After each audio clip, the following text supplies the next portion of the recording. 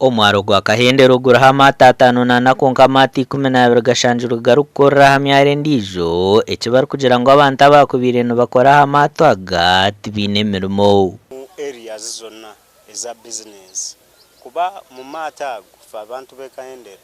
mwetufune cyo kulia ate government bwe yalega tuwa yagatuwa eri kukwasa gwenga nyiniryo nayo ino kulabirira abantu abalale mabegawo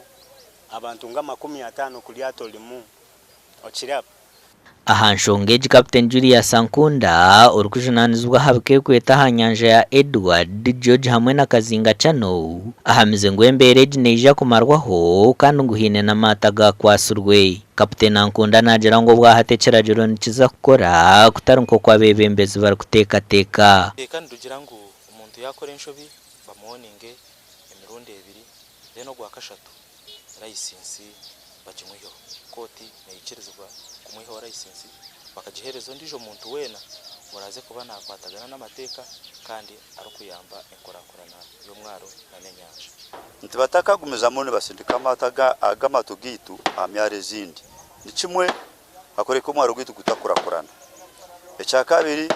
tufune ndwire estari zimwe abakwa no usanga umuntu yaruga nkokwe aziro muri yato usanga yita nko buriro tutine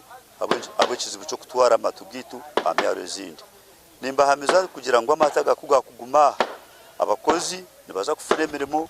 na buri muntu wena abeje amataga kwasurwe nigija kumara kwezi gakwasurwe gatarukora nko kocerajiro cyo kugera yato ngeri yato lyote terina sovi kubera yato